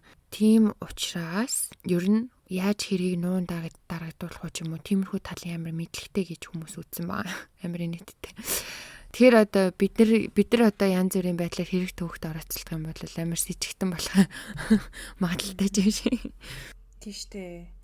Одоо бидний хайдаг майдаг одоо компьютерийн history түүхийг үзэх юм бол алуурчны юм гарч ирээд ялангуяа доку чимийн бит хоёр зүгээр шууд л явах бах тоо. Харин тийм дээ. Бас нэг юм хүмүүсийн ярьж байгаагаар болохоор одоо нөгөө өмнөх гэрлэлтээсээ 3 хүүхэдтэй ээж байгаа нэг нь автын ослоор алдсан гэжсэн шүү дээ. Тэр охиныгоо нас ороход Джон бүр илттэй ойр дотны хүмүүстэй ингээд ойр тойрны хүмүүстэй илт бүр сэтгэлийн бүр гүн хямралд ороод бүр нүдэн дээр нь тэг ямар их шархалж байгаа айгүй одоо харагдаж мэдрэгдэжсэн гинэ. Тэгсэн чинь Джон Бинэг нас ороход ямар ч эмоц үзүүлээгүй гэж ярьдаг. За 3 дугаар таамаглал нь болохоор ах нь буюу Burke. За яагаад гэхлээр аав ээж хоёр нь бас одоо хүүхдийн хүмүүжлэлтэй холбоотой ном бас их уншдаг гэж таарсан. Тэр номнууд нь ямархуу гарчигтай байсан гэхлээр хүмүүжүүлэхэд хэцүү хүүхдүүдийг яаж хүмүүжүүлэх тухай энэ төр ном байсан юм байна лээ. Тэгэхээр хүмүүс бодохдоо Burke ер нь бол хүмүүжүүлэхэд маш хэцүү хүүхд байсан байх магадaltaй гэж үзэж байгаа. Тэнгүүд CBS сувгаар 2016 онд Burke энэ хэргийг хийсэн гэж барыг одоо тойрон утгаар хилээд байгаа шахуу нэг тийм баримтат кино хийсэн юм байлээ. Тэгсэн чинь Burke шууд шүүхт өгөөд амар их хэмжээний мөнгөөр шүүхт өгөөд гэхдээ яг яаж тэр шүүхт шийдэгдсэн гэдг нь нууцлалтай юм билээ. Хоёр тал ерөнхийдөө учраа олсон гэсэн. Ягаад Burke гэхлээр ийм таамаглал байгаа. Тэр шөнө Burke унтжгаад босоод хам барахцаа идэж яхад нь дүү нас сэрж ирээд очоод хуруугаараа тэр аягнаас нь хам барахцаа аваад амдаа ийцэн ч юм уу те. Ягаад тэгэхээр аяган дээр бол Джон Бинэг хүрээгүй. Тэрний хурууныхээ байгаагүй. Тэгэхээр аягнаас шууд ингэж хуруугаараа жимс аваад идэнгүүт нөгөө нэг амар одоо хүмүүсийн ярьж байгаагаар амар ууртай хүмүүжүүлэхэд хэцүү байж магадгүй гэсэн хүүхэд ч айгу түргэн ууртай байх магадлалтай байгаа штэ тий. Тэгэхээр амар уурлаад шууд толгойроо нь гарт хаалцсан ямаараа зогсон. За тэр нь юу байж таарах уу гэхээр тэр галтгооны ширээн дээр нь гарч идэн байсан юм шиг байгаа. Тэр мэрэгчлэнүүд хэмжиж үзээд охины одоо нөгөө нэг гавлын ясны гэмтэл энтрийг хэмжиж үзээд ер нь тэр гарч идэнтэй бүр яг нийцээд байсан гэж байгаа байхгүй юу. Тэгэнгүүт одоо тэр гарч идэнгийн эзэн олтгойцсон. Энэ хинийх юм бэ гэсэн мэддэг амтан байхгүй. Одоо таамаглалууд бас байгаа юм л та. Хүмүүс болохоор одоо ингээл тэр өдөр чинь хамаагүй олон цагдаа нар орж гараад инээ тэрэгэл яваад исэн гэхлээр цагдаа нарын нэг нь аваачаад тавиад мартаад тэгэнгүүтээ дараа нь энэ чинь нөгөө маш том алдаа учраас санаа зовсондоо ч юм уу хавд арцсан байх магадлалтай, энэ цагдаагийн гарч идэм байх магадлалтай гэж байгаа. Хоёрдугаарт болохоор Жон нөгөө нэг дагвар хүүхдүүдтэй штэ тэ 2 хүүхэд 8-д байгаа. Тэрний нэг нь хүү байсан. Тэр хүү нь болохоор хэлэхдээ миний аавда бэлгэлсэн гарч идэнтэй ижлэгийн юм байна гэж хэлсэн боловч Жон Паци 2 манайд ийм чид юусэн харагдаж байгаа гэдээсэн юм байна лээ. Яг уу маргах нэг сэдв нь болохоор 9 настай хүүхэд тийм хүчтэй те хүн алах хэмжээний хүн одоо цохиж чадахгүй гэсэн маш их маргаан байсан боловч одоо тэр нөгөө Birkin шүүхт өгсөн баримтат кино шүү дээ те. Тэрэн дээр болохоор 9 настай хүүд яг тийм адилхан одоо зохих юм өгөөд 6 настай хүүхдийн гавлын яс шиг тийм одоо мэдээж хэмжүүр энэ төр байдаг л байлгүй те. Тийм юмнууд ингээд цохиж үзүүлсэн байгаа байхгүй юу. Цохиулж тэгсэн чинь амар амархан ерөнхий цохиол хараадсан байгаа байхгүй юу. Тэгэхээр угаасаа хүүхдийн гавлын яс ч гэсэн одоо өлегтэй бичиж амжаагүй амархан хагарна. Хоёрдугаарт 9 настай хүүхдээс тийм хүч гарах боломжтой гэдгийг тэр баримтат кино нотолсон байсан. Дээрээс нь одоо Паци чинь би ерөөсөө хүүхдүүдтэй хам борхтой өөх байтугай тэ бид нар бараг доод давхурдч байгаагүй. Охин нь болохоор машинд унтчихсэн чигээрээ унтсан, хүү нь болохоор шууд өрөөндөө ороо унтсан гэдэг байгаа штэ. Ерөөсөө хам борхтой өгөөгүй гэдэг дайраад байгаа штэ. Гэтэл угаасаа яах аргагүй хүүгийнх нь гарын хий аяган дээр байхаа болохоор энд бол угаасаа хэнийг нь худлаа ярьж таарад байгаа байхгүй. Тэгээд нөгөө Паци чинь хүүгээ сэрэнгүүт нь аваачаад найздаа өгөө явуулсан штэ тий. Ер нь хүүгээ тэр хоёр маш их хамгаалсан. Хүүгээ ерөөсөө нэгч телевизийн ярилцлага энэ төрд оруулаагүй. Цагдаа нар ч гэсэн хүүгээс чи ингээ мэдүүлэг авъя хүүхдээ чи ярилцъя гэхлээр амар их хамгаалаад ерөөсөө яриулдгүй байсан. Тэгээд нэг юм шахалтаар нэг юм хэд удаа яриулахын үед яриулсан юм байлээ. Тэгтээ бас болцолтой. Тэр нь болохоор хүүхдийн сэтгэл зүйч хажууд нь байх юм уу? Эсвэл хүүхдийн сэтгэл зүйчтэй л яриулна гэсэн болцолтойгоор хүүхдээ яриулж исэн байгаа. Тэгтээ яг хөө сүулт ярилцлага үзэж яхад аав нь тэгжил хэлээ л дээ. Одоо ингээд би нэг охиноо алдсан ийм хэцүү үед миний гэрийнхнийг бүгдийг буруутгаал тэг эхнэр нь амар хүнд өвчтэй байдаг. Ингээд ахад ганц байгаа хүүгээл би хамгаалахыг хүссэн тий. Одоо хүүтэй юм энгийн нормал амьдрал өгөхийг хүссэн. Тийм ч учраас бид хоёр одоо хүүгээ маш хамгаалдаг байсан гэж ярьж илээ. Тэрийг сонсчод бас нэрээч тийм ч юм уу ч гэж бодох шүү. За дөрөвдүгээр таамаглал нь болохоор одоо нөгөө гаднаас хүн орж ирсэн гэдэг ааш тий. ДНК-гийн шинжилгээгээр 2 эрэгтэй хүний мэдээлэл байгаад байгаа. Төрсөкөн дээр нэг гутлын мөр байгаад байгаа тийм үү. Тэгэнгүүт Жон Бинэг болохоор ээж нь 4 настайгаас нь эхлээд нүүр амын амар будаал янз бүрийн тийм хачаачин костюм энэ төр өмсгөөл дуулуулаад бүжиглүүлээл тэр нөгөө хүүхдийн загварын шоу муунд оруулаад байдаг байсан болохоор маш олон тийм муухай педофил хүмүүс ялангуяа охиныг айгуу тийм ойройсон гэд анзаараа байж идэг гэсэн байгаа. Тогтоогдсон бүр. Тэр чи одоо угаасаа педофил хүмүүсийн хамгийн ихээр үзэх туртай юм байж байгаа шүү дээ. Тийм шүү шоу тиймэрхүү юмнууд. Тэгээ сүүлийн дугаар дээр чиний сүүлд ярьсан дугаар дээр ярьсан ш нөгөө Peter Scully-ийн дугаар дээр угаасаа ингээд жоохон хүүхдүүд өөрсдийнхөө хүүхдүүдийг ингээд олон нийтэд тэ дийлгээд зураг хүргийг тавиад ингээд байх тусам угаасаа ер нь бол өгөөш олж ийна л гэсэн үг. Энийг ёсондоо. Яг үнэ. Тийм ч учраас одоо яг хуу энэ гаднаас хүн орж ирсэн гэдэг нь за тэрнтэй холбогдуулж бас бодож болох юм гэж аахгүй юу. Охинд амар дууралцсан тийм байдлаар гаж хүн байж таардаг ч юм уу. Ийм таамаглалууд байна. Хэрэг бол угаасаа одоо хүртэл онгорхоо хിവэр шийдэгдээгүй гэсэн үг. Яасан тодорхойгүй. Одоо маш олон мэдээлэл байна л да. Одоо зөндөл юм ярмаар байна. Зөндөл юм гарч ийлээ. Энд одоо дурдах ёстой байх гэж бодсон юмнуудаа яриа явчих гэж бодлоо. ДНК-гийн шинжилгээний тухай ярихад төрсийг дээр 2 хүний мэдээлэл байна гэдэг ааш тий. ДНК-гийн Америкта салбартаа шилдэг мэрэгчлэлтэн үзэхтэй болохоор тэр төрсийг дээрх мэдээлэл бол бүр үйлдвэрээсээ ийм ирсэн байх магадaltaй гэд тэгээд тэрийгэ бүр баталсан байгаа. уулна өөрийнхөө хэмжээнд. Яаж баталсан гэхлээр онгойлгоогүй тийм ууттай пакеттайгаа байгаа цоошин төрсикнүүдийг гаргаж ирж шинжилгээд тэрэн дээр угаасаа гадны ДНК байсан. Тэгэхээр тэр төрсик тэр байсан ДНК яг хоёр тийм гадны хүнийх гэж бас хэлэх хэцүү болчихж байгаа байхгүй юу. Бас нэг сонирхолтой юм нь болохоор Шарлийн чулуун дээр одоо нас орсон өдрийг тэмдэглэдэг штэ тий. Тэрийг 1996 оны 12 сарын 25 гэсэн байсан нь хүмүүсийн бас анхаарлыг их татсан. Энд чинь яг 25-наас 26-ны шөнө шилжих шөнө болсон ч гэсэндээ мэрэгчлэнүүд болохоор охины амьсгал ураас нэг 26-ны шөнө өөрийн 1 цагаас өмнө нас орсон гэж тодорхойлсон боловч яг тэзэнд гэж юусоо хэлээгүй штэ.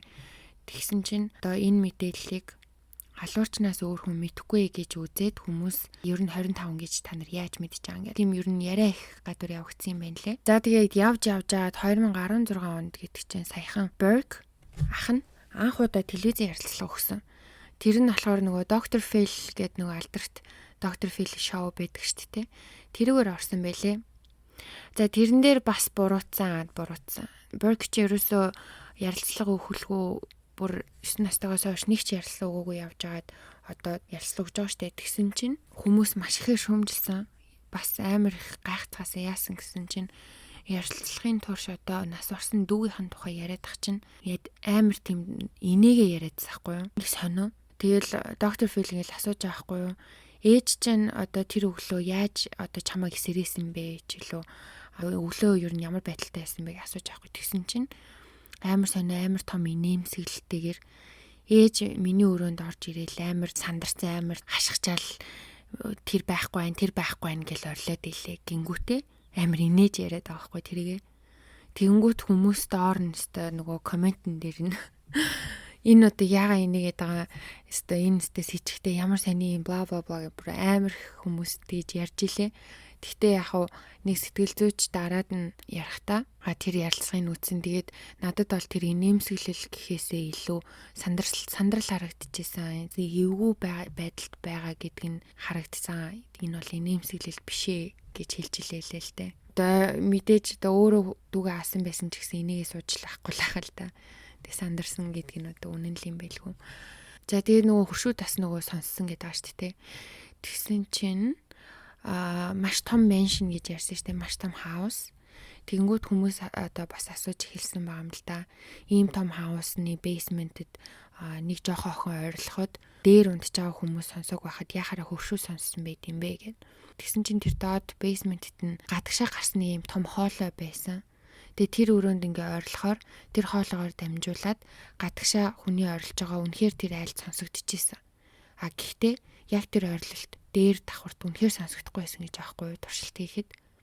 Тэгэхээр тэр хуршүүд үнэн ярьж байгаа байх боломжтой болж таарж байгаа. Одоо мөрдөн байцаагч Линда гэдэг нэг хүн байгаад байгаа штэ тэг ярьсан. Энэ хүн бас нэг сонирхолтой юм яриад байдаг. Энэ юу гэсэн бэ гэхлээр Джон охины цогцыг олцоод одоо дээшээ гаргаж ирээд Линда энэ хоёр чинь цогц дээр ингээ байж байсан штэ тэг. Тэгэхэд Линда суцыг барьж үзчихэд охин чинь нас орсон байна гэж хэлсэн чинь Джон энэ бол дотроос шүүл гэсэн гэж аахгүй юу. This is an inside job гэсэн байгаа байхгүй юу. Амар сонио. Тэгэнгүүтээ бас нэг сонирхолтой юм хэлсэн нь юу гэсэн бэ гэхлээр яг тэр охины цогцон дээр хоёлаа ингээд өөдөөс хараа байж хахад ингээд үгээр биш ч гэсэндээ харцаараа бит хоёр баг ойлголцсон. Би яг тэр үед аюулт байгаа гэдгээ би өөрөө ойлгосон. Тийм учраас ингээд цагдаа юм чи мөрөн дээрээ юм буутай байгаа штэ тий. Мөрөвчин дээрээ. Тэсний би өөрөө мэдлгүй шууд бууга барьж аваад ингээд юу яасан гэж сумаа тоолсон гэж. За эндээс амьд гарах нь те одоо бэкап буюу хойноос нэмэлт хүчийн эртэл би одоо амьд гарах нь л гэж ботсон байгаа байхгүй юу тэр хүн рүү харчаад. Тэгээ тийм юм яриад байсан. Тэрийг нь болохоор Джон бас л ярилцлагын үүсгэжлээ л дээ. Тэр нэг балаа юмстай бараг цагдаа болох мөрдөгч болох ч ямар ч юугүй чадваргүй хүнийг мөрдөгч болгоцсон. Урд нь ямар ч тийм хүн амны хэрэг дээр ажиллаж байгаагүй хүнийг мөрдөгч болгоцсон. Тэгээд эмэгтэй хүнтэй сэтгэл хөдлөлөөрөө тийм балаа юм яриад яваад байгаа маа. Тэр мэрэг бол би юусоо тоогоогүй могоогүй гэх тийм юм ярьж илээ. Бас нэг зүйл бол охины биеийн дээр нэг юм хоёр нүх байсан. Тэгээд тэр хоёр нөхөн нь болохоор юун нөхвэ, юунаас гарч ирсэн байх болцшгүй вэ гэд бас таамаглал төвшүүлж байгаа юм л та. Мэргэжилтнүүд болохоор энэ цахилгаан борохоо байх өндөр магадaltaй гэж үзэж байгаа. Зарим нь болохоор Burkett байсан тоглоомон галт хэрэгнээс гарч ирсэн байх боломжтой гэж бас үзэж байгаа. Тэгээд цахилгаан борохоо байх үндсэл нь яагаад цахилгаан борохоо байж болцшгүй вэ гэхээр гадны этгээд орж ирсэн байлаа гэхэд охиныг дуугаа олохын тулд цахилгаан борохоо ашигласан байх өндөр магадaltaй гэсэн таамаг байгаа юм билэ. Ер нь хүмүүс сүлдээ энэ торгийн прокурор Рамзигийнхэн мөнгө төлөөд өөрийнхөө талд оруулсан байж болцшгүй гэж үздэг юм билэ. Яагаад тэгэхээр тэр нөгөө нэг охины өвчтний түүх болон сэтгэл судлаачийн түүхийг авах гэсэн чинь хориг тавьсан штэ тий. Дээрээс нь шүүх хурал болоод иргэдийн төлөөлөгчид одоо шүүхээс хариуцлага өөрүүлнэ, Рамзигийнхнийг буруутай гэсэн шийдвэр гаргацсан байхад тойргийн прокурор нь болохоор дээшээ дээд шүүх рүү явхлаэр энийг одоо нотлох баримт байхгүй хангалтгүй гингүүтэй. Тэрийг нь баг ингээд авч хэлцээгүй. Дээш нь цааш нь явуулаагүй. Энэ мэдчлээ ер нь зөндөө олон жижиг юм дээр хориг тавьсан байсан. Би яг одоо бас санахгүй байна. Бичиж аваагүй болохоор. Ерөнхийдөө мэдээж анханаас нь цагдаа нар маш их алдаа гаргаснаас болж хэрэг илрүүлэхэд зөндөө хүндрэл гарч ирсэн штэ. Тэгээ хэргийг ахалж ажиллаж исэн хоёр мөрдөн байцаагч хоёулаа удалгүй саналаараа энэ хэрэг дээр ажиллахаа болсон байт юм байна. Нэг нь болохоор гадны хүн гэсэн таамаглалыг ерөөсөө огт авч хэлцэхгүй бүр ингээд нэг талаа бариад байна гэж гомдлолоод нөгөөх нь болохоор тойргийн прокурор ажлаа ерөөсөө сайн хийж чадахгүй байна. Цагдаа нарт шаардлагатай бичиг баримтаар нь хангахгүй байна гэсэн үндсэлтэйгээр энэ хоёулаа энэ хэрэг дээр ажиллахыг болиулаад өгөөч гэсэн хүсэлт гаргаад ажиллахаа болсон байт юм лээ. За тэгээд 2008 оны 7 сарын 9-нд ДНК-гийн шинжилгээний дүн дээр үндэслээд Рамзигийн гэр бүлийнхэн хэрэгт огт буруугүй гэж албан ёсоор зарлаад олон нийтэд зарлаад нэрийг нь цагаатгсан байт юм байна. 2010 оны 10 сард энэ хэргийг дахиад албан ёсоор ахиж зөхөөд ажиллаж эхэлсэн байт юм байна. Тэгээд харамсалтай нь Триша буюу одоо ээж нь 2006 оны 6 сарын 24-нд өндгөвчний хорт авдраараа нас барсан юм байна лээ. За тэгээд энэ хэргийн тухай угаасаа түрүүн анх хэрэг эхлэхэд хэлжсэн те маш олон ном, зөндөө олон кино, баримтат кино байд юм байлээ. Тэгээд манайхан ямар кино гэж асуухаасаа өмнө зүгээр нэрийг нь бичээд хаагаад үзээрэй. Зөндөө олон кинонууд байгаа. Би ч бараг бүгдийг нь үзэж амжаагүй. Тэгэл угаасаа кино болгон одоо киноч гэжтэй одоо хөвчлэн баримтат кино байгаа.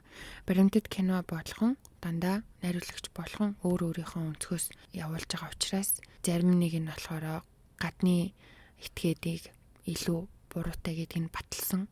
Зарим нэг нь болохоор ээж аавыг нь буруутай гэдгийг нь баталсан. Зарим нэг нь хүүг буруутай гэж наталсан. Им янз бүрийн кинонууд байд юм байна лээ. Тэр болгоныг олж үзээд өөрөө өөртөндөө дүн шинжилгээ хийгээд тэгээд юу гэж бодож гин, хэн алсан байх боломжтой, та нар хэн ер нь хэргийг үлдсэн бол гэж бодож гин.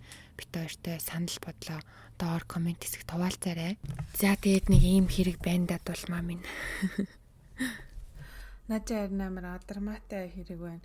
Угаасаа нэг олон кино байх нь аргагүй л да. Ягаад гэвэл учир нь олдоогүй хэрэг тэгээд дээрээс нь ингээд амар олон төрлийн талын фактор орж ирж байгаа. Ингээд бүр амар олон өнцгөөс харж шүүмжлэх тийм боломжтой хэрэг болохоор одоо нөгөө кино хийдэг тэр найруулагч нар ингээд бүр угаасаа хүн болгон өөр өөрийн өнцгтэй байгаа тийм болохоор кино бол маш олон байгаа гэдэгт бол гайхахгүй байна би. Бас нэг ийм сонирхолтой сонирхолтой мэдээлэл байсан. Нөгөө хэрэг дөнгөж гараад яхад мэдээлэлээр маш их шуурсан. Яагаад шуурсан гэхлээр охины нөгөө нэг тэмцээнд оролцож исэн бичлэгүүд энэ тэнд тавигдсан чинь хүн болгон анхаарч эхэлсэн байгаа хгүй юу. Тэгээд тухайн үедээ бүх энэ сонин сэтгүүллийн газрууд ерөөсөө энэ хэргийн тухай юу ч байсан хамаагүй хамгийн ихний нүрэндээ охины зургийг тавиад нийтлэл бич гэсэн даалгавар цаанаас нөхцгөөж исэн гинэ. Яагаад тэгэхээр охины нүрэ орсон сонин сэтгүүл бүр дор хаяж 500 мянган ширхэг бол заавал зарагддаг гэсэн гэж аахгүй нэмэлтээр. Тэгээд өстө хэвлэл мэдээллийнхэн энэ дээр бүр ингээд галзуурч байлдцгааж исэн. Тэгээд ер нь маш алдартай хэрэгүүдийн нэг. Яагаад тэгэхээр ер нь хүн амны хэрэг энэ төр дөнгөж одоо телевизээр цацдаг энэ төр болж эхэлж исэн юм байлээ.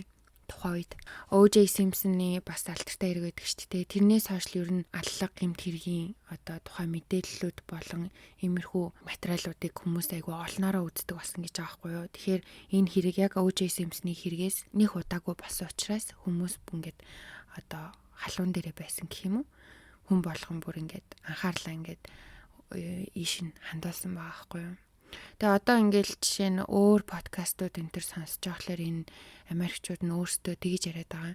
Тэр үед би одоо ингээд 4 настай байсан.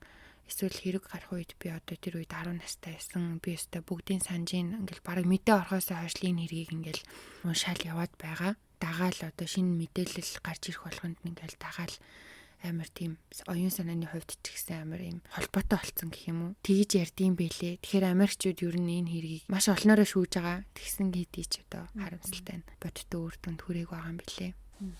Тэгээ би яг хөө сая ингээд чамайг ярьж байгаа чинь бодчихлээ. Надад бол нэг тийм онол байна. Наан за. Тэр нь болохоор ингээд бага байдлыг ингээд хараад тахаар магадгүй заяа ээж аав хоёр нь ийм culted байсан болов холбоотой. Ийм culted угаасаа culted ингээ холбоотой хүмүүс чи ер нь бол ингээд юу ятсан мэдэн штэ. Дахиад угаалгачихсан. Одоо юунд ч одоо тэр нөгөө нэг culting leader те одоо тэр толгойлогч юу ч хэлэн тэрэнд одоо бараг ингээд 100% бүр сэтгэл зүрх бүр өстой нэрэ биеийнхаа бүх эсээр бүр итгэдэг тийм болцсон байдэн штэ. Одоо зарим одоо culted орсон хүмүүс тийм байсан байж магадгүй. Тэгээ яг уу одоо охиноо золиосол гэсэн ч юм уу ингэ гэсэн гэдэг нөгөө нэг cultийн хүн хэлсэн юм уу те. Тэгээд одоо би надад л тэгээд санагдчихээн л да. Одоо магадгүй нөхрөөрөө толгойлуулаад эхнэр нь одоо тэр захаа гिचээд те нөхөр нь ингээ алаа. Тэгээ хүүхэд нь одоо том хүн те тэр 9 настай байсан гэсэн те Berg. Тэр үед ээж аавынхаа угаасаа л үгэнд орно 9 настай хүүхэд юу мэдх юм бэ те. Тэгээ бас ээж аавынхаа үгэнд ороод юм нэг гэр бүлийн ёстой нөгөө нэг хиний аавынхан тэр Жонни өөрийнх нь хэлсэн шиг энэ бол дотоод ажиллагаа шүү гэж байгаа юм шиг надад санагдлаа. Би бүр тэрийг л бодоод илаа ингээл чамааг ингээл нотлох байрамд ингэсэн байсан тэгсэн байсан ийм юм гарч ирсэн тийм гарч ирсэн гэ хэлэхээр яагаад чи ингээд аав ээж хоёр бол үнэхээр холбоотой юм шиг надад санагдаад байна бүр. Тэгээд нөгөө нэг 118 мянган $1,000 тийм нөгөө юу барьцаа хүссэн гэсэн те. Тэгээд тэр нь болохоор Жонни авсан зул сарын бонус. Тэрийг болохоор яг нэг бодлын ингээ харангууд бас магадгүй нөгөө Жонниг үзэн яддаг байсан, түүний компанид ажилладаг байсан хүн те. Бас одоо юу хийндээ компаниасаа илүү мөнгө идээд ч юм уу компаниас амар тийм буруу үйл ажиллагаатай байсныг мэдээд хорсоод бас ингэсэн байж магадгүй одоо охиныг нь сүрдүүлсэн байж магадгүй гэж ботсон боловч миний ингээд таамаглал бол яаж хийж байгаа л аав ээж хоёр л буцаж яваад байна. Тэгээд тэр $118,000 юу барьцаа нь болохоор зүгээр одоо цагдаа сэргийлэгчдүүдийг ингээд сэргийлэх хүмүүсийг зүгээр төөрөгдүүлэх гэж тий яг тэр тоогоор нь ингэж захаа битсэн баг. Одоо өөр хүн манай компанид ажилладаг хүн намайг сүрдүүлж ин ч юм уу танихгүй хүн гэдэг тийм магадлал руу одоо илүү түлхэж болохын тулд тэр хуурамч ингэж захааг битсэн баг гэж би бодож байна. Тэгээ нөгөө хөрш мөрш нь орж ирээл тэгээд энэ цонхны доор байсан юм би ингээ хөдлөгцөн гэж хэлжсэн гэсэн штэ. Магадгүй ингээ бүр ингээд хөршүүдэрээ найз нөхдөрөө хүртэл тэр колтод орсон байвал яах вэ?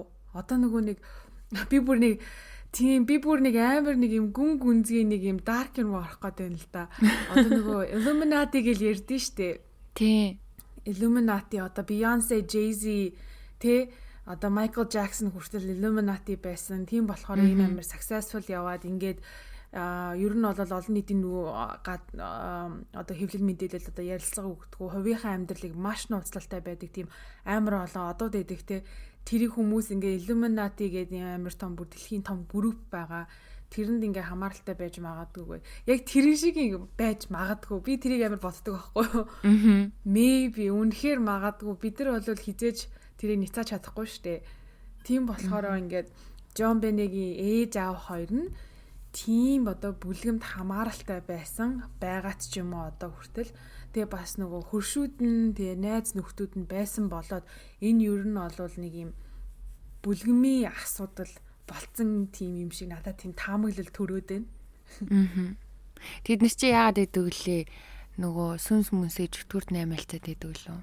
Тийм нөгөө нэг сатаанд нөгөө сүнсээ зарцсан тэгээд угаасаа энэ амьдрал дээрээ зөвхөн нэг амьдрахтаа л нөгөө жаргалтай өстэй нэр хүссэн юм авч жаргалтайгаар амьдрна. Гэхдээ амьсгал хураасныхаа дараа бүх юм дуустал одоо сүнсэн чөтгөрийн төлөө зүтгэх ёстой. Зовох ёстой одоо хийх юм хийх ёстой гэдэг. Мөнхөд мэдгүй тийм мөнхөд магадгүй тийм юмд холбоотой байсан хүмүүс байж магадгүй. Энд тэгтээ бүр үнэхээр амар сонирхолтой кейсээ ингээд бүр ингээд нөгөө юу ячдээ алцгануулчдээ штэ ингээд нөгөө нэг юунууд нь бүр үнэхээр ингээд алцгануулчдаг ийм ч юм уу тийм ч юм уу ийм ч юм уу тэр за ингээ хийлчлээ тэгсэн чинь тэр ингээ хийлчлээ гэх ингээ бүр ёстой алцгануулж ингээд бүр мэдрэлтүүлдэг. Харин тийм тий. Тэгээ бас бүр энэ таамаглалууд бол бүр нэрээ өстой wild бүр янз янзын ярьдсан байлээ. Тэгээ зарим нь болохоор зарим нь болохоор нөгөө найзындаа хоол идчих та тэр үед угаасаа өгчихсэн байсан гэж ярьж байгаа. Яагаад тэгэхээр одоо тэр найзынх нь гэр бүлийнх нь одоо эрэхтэй тэр охиныг хүчирхийлдэг ч юм уу хүчирхийлсэн ч юм уу тэгэнгүүтээ одоо найзуудыгаа ч гэсэн хамгаалаад ч юм уу энэ сонин сонин юм зөндөө яриад ямар ч их хүн одоо найзаагаа хамгаална ч ч одоо юу ч байх вэ. Гэтэ ер нь таамаглалууд бол crazy. Таамаглаагүй ч юм одоо үнцэг болон гэж алга. Ерөөсөө хараагүй ч үнцэг болон гэж алга ерөөсөө. Угаасаа тэггүй байхын арга байхгүй кейс байгаа байхгүй бүр. Би тэгтээ яг энэ кейсийн тухай бол зөндөө сонсч ийсэн зөндөө харж ийсэн. Одоо хүртэл ингээд дагдаг хідэн хуудасуудаар ингээд байн гарч ирдэг, дурддагддаг. Гэхдээ бүр ингэж амар ухаж түнхэж одоо сонсож байгаагүй юм байна, уншиж байгаагүй юм байна. Амар сонирхолтой байлаа. Би өөртөл дунд нь өөрөө ботцсон нэр хийм болоо гэстэй гинт бүр орж ирсэн. Яа энэ cult байж магадгүй шүү. Тэгээд чамайг нөгөө нэг хэрэгээ ярьж дуусны дараа ярих гад бүр ингээ хил затнаад бай сууж ядаад бүр амар удаан хүлээлээ сая. Дундуур нь ороод ярьчих юм бол сонсогч нартай загнуулна. Тэгэл одоо нэг бодлын дэлхийн хамгийн азтай хүмүүс ч юм шиг нэг бодлын хамгийн азгүй ч юм шигтэй алдсан байлаа гэхэд азтай шорооронд орохгүй ингээд өнгөрчдөм байж азгүй нь болохоор одоо ингээл насаараа хөөх юм ин тэгэл хичнээн цагаатах гэсэн ч гэсэн одоо хүртэл ингээл мань хитэн хүртэл ингээл сууж байгаа байхгүй юу. Энэ л их болоод байна гэн. Хэцүү юм да мэдгүй тэгээд аль нь ч байсан гэсэн. Үнэхээр харамсалтай юм болсон байна. Харамсалтай амар хөөрхөн охин байсан тий.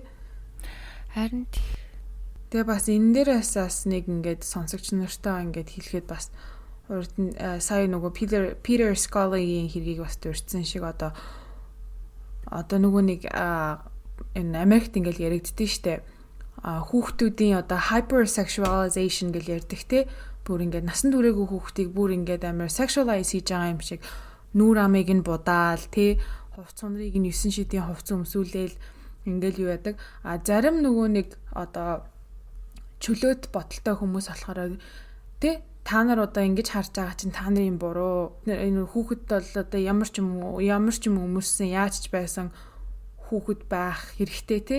Гэтэл ингээд хүмүүс та нар ингэж буруугаар харж шүмжлээд байгаа та нарын буруу гэж зарим хүмүүс боддог. Хэсэг нэг хүмүүс нь угаасаа ингээд хүүхдэрэл байх ёстой. Тэгэл ингээл нэг сонин бикини ч юм уу сонин хувц өмсүүлээл ингээл томчуудын өмсдөг одоо нас бие гүйтсэн тэ эмэгтэй эрэгтэй хүний хувц өмсүүлээл ингээл зураг хүргийг нь аваад нүүр амыг нь будаад ахах нь бол одоо педофил хүмүүсийн ер нь бол өгөөш олж өгдөг. Тэгэл бас гэхдээ үнэхээр ингээд деталийг нь сонссон чинь үнэхээр сонирхолтой хэрэг байлаа. За окей, ингээд 2 дугаар бүлгийн эхний дугаараар маш сонирхолтой бас адармаатай толгой гашлахсан хэрэг ярьж өгсөн Докудо маш их баярлалаа. Би хүртэл ижээ бүр бодоод ингээд ангацсан сууж гин. Манай сонсогч нар хүртэл бас сайн тунгаан бодож бас толгоогоо гашлах байхаа гэж би бодож байна хувьдаа. Нэгдүгээр бүлэг дуусахаас өмнө бит хоёр нөгөө giveaway буюу одоо бэлэг өгнө гэж зарлцсан байсан. Тэгээд өнгөрсөн 7 хоногт бит хоёр ингээд лайв хийгээд юу хийсэн байгаа. Giveaway-ха эзнийг ацтан шалгаруулсан байгаа. Тэгээд Чингээ гэдэг хөөрхөн охин таарсан, ацтан болсон. Тэгээ удахгүй бэлгийг нь явуулна. Тэгээд бас ацтан тодруулах гад лайв хийсэн байгаа. Гэвч нөгөө техникийн алдаагаас болоо бит хоёр нөгөө хадгалаагүй.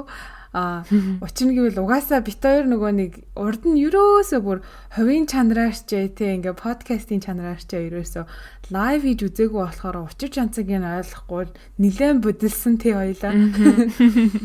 Тэгсэн байгаа. Тэгээд гэтээ яг нөгөө нэг лайв хийж явах явцад манай сонсогчд амар гоё ингээд амар сонирхолтой гойгоо асуултууд явуулж исэн, асууж исэн. Тэгээ бас ингээ гоё урмын үг бас хэлж исэн. Тэгээд бит хоёр ч гэсэн өөрсдөнд нь амар гоё фан эсэн аахгүй амар хөвгчлээ санагдсан. Тэгээ хэрвээ манай сонсогчд те ингээд хэрвээ хүсэх юм бол ирээдүйд зүгээр одоо подкастэнд хамааралтай ч хамааралтгүйч бай бит хоёртой ингээд ярилцахыг хүсэж ивэл бит хоёрт хэлээрээ. Тэгээд бит хоёр бас лайв хийж дахиж одоо өөртөө сорж энэ удаад ихтэй нөгөө нэг техникийн алдаа гаргахгүй сайн хий гэж бас бодож байгаа. Тэгээ тэрийг одоо сонирхож ивэл дэмжиж ивэл манай сонсогчд комент хэсэгт сэтгэлдээ үлдээгээрээ. Тэгээ энэ дугаар тань таалагдсан бол лайк хийгээд, шеэр хийгээд манай сувг subscribe хийгээрээ. Бит хоёрын одоо 2 дугаар бүлэг эхэлсэн. Энэ бүлэг бол нэлээд чанга болох бах те. Бит хоёр мөрийн хөтөлбөрөөр харсан чинь бас нэлээд чанга харагдчихилээ те. Тий. Мөрийн хөтөлбөрөө. Би мөрийн хөтөлбөр гэж хэлэх амар дуртай ш. Амар ингээд юу амар чухал хүн шиг санагдаад идэв. Мөрийн хөтөлбөрээр амар чухал хүн шиг санагдаад идэв. Тэгээ нэлээд чанга авнаа, цөм авнаа, бут авнаа угаасаа сонсогчдыгаа юу яатсан те барыг сар гарам хүлээлгцэн болохоор. За тэгээд дараагийн дугаар хүртэл түр баяртай. Bye.